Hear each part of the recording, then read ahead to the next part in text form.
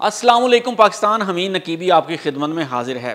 नाजरीन, ये वो धरती है जिसके नीचे छुपी दौलत सदियों खामोश रही, लेकिन अब दुनिया की नज़रें इस ज़मीन पर जम चुकी हैं, क्योंकि यहाँ से निकलने वाली वो धातें दरियाफ्त हो चुकी हैं जिनसे बने बगैर ना कोई मोबाइल चल सकता है, ना कोई सैटेलाइट उड़ सकता है, ना कोई जदीद हथियार काम कर सकता है।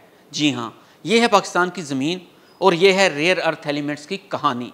अब सवाल ये है, क्या बलूचिस्तान, गिलगित और केपीके की चट्टानें दुनिया की टेक्नोलॉजी का मरकज़ बन सकती हैं? क्या पाकिस्तान वाकई चिप वार में कदम रखने जा रहा है? और क्या इंस्पायर हुकूमत का वो पहला प्रोग्राम है जो हमें मोबाइल और सैटेलाइट बनाने वाली कौमों की सब में ला खड़ा करेगा? आखिर ये रेयर अर्थ एलिमेंट्स हैं क्या, और इनकी अहमियत इतनी ज़्यादा क्यों है कि दुनिया की सुपर पावर्स इन पर जंग लड़ रही है? पाकिस्तान के किन इलाकों में ये धातें मिली हैं और कितनी मिकदार में मिली हैं? हुकूमत का इंस्पायर प्रोग्राम दरअसल किस मंसूबा का हिस्सा है? क्या ये पाकिस्तान को सिर्फ एक रिसर्च सेंटर बना देगा या एक चिप प्रोड्यूसिंग मुल्क भी बनाएगा? नाज़रीन, दुनिया की सबसे बड़ी जंग अब ज़मीन पर नहीं, दिमागों और मशीन के दरमियान लड़ी जा रही है, जिसे कहा जाता है चिप वॉर। ये वो जंग है जहाँ असल हथियार हैं माइक्रोचिप्स, यानी वो नन्ही सी चीज़ जो हर चीज़ को ज़िंदा करती है, चाहे वो मोबाइल हो, कार हो, रॉकेट हो या मसनूई ज़हानत। नाज़रीन, अब जिन मुल्कों के पास रेयर अर्थ एलिमेंट्स और चिप टेक्नोलॉजी दोनों हैं, वो दुनिया की ताकत के असल मालिक हैं। चीन के पास दुनिया के 60% से ज़ायद रेयर अर्थ रिजर्व मौजूद हैं। अमेरिका के पास डिज़ाइनिंग और आर्टिफिशियल इंटेलिजेंस का इल्म है, और सऊदी अरब अब अपने रेयर अर्थ के ज़रिए चिप फैक्ट्रियाँ लगा रहा है। तो नाज़रीन, पाकिस्तान की नई दरियाफ्त ने देखा है कि ज़मीन के नीचे छुपा है एक अनमोल ख़जाना। अब इन्हीं दिनों एक हैरान कुन खबर पाकिस्तान आई।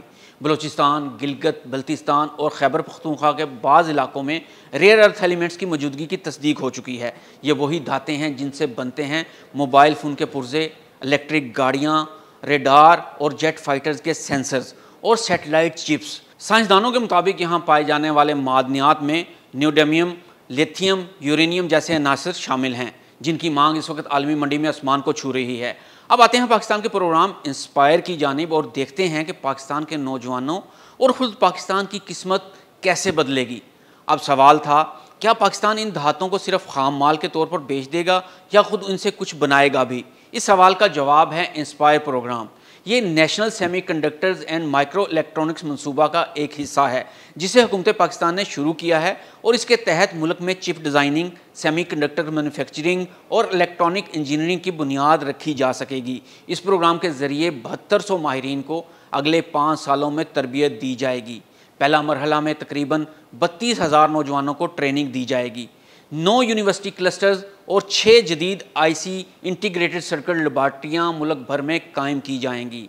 मंसूबे के लिए 4.5 अरब रुपए की रकम मुख्तस की गई है। मकसद ये है कि पाकिस्तान को आलमी सेमीकंडक्टर इंडस्ट्रीज़, जिसकी मालियत 600 अरब डॉलर से ज़्यादा है, में एक फ़आल मुल्क के तौर पर शामिल किया जा सके। ये प्रोग्राम डिजिटल खुद मुख्तारी की तरफ एक पहला कदम समझा जा रहा है। बैनुल-अक़वामी ताउन भी इस मंसूबे का हिस्सा है। मसलन सऊदी अरब के सेमीकंडक्टर हब के साथ शाखदारी के जरिए तरबियत और बिजनेस रवाबत कायम करना।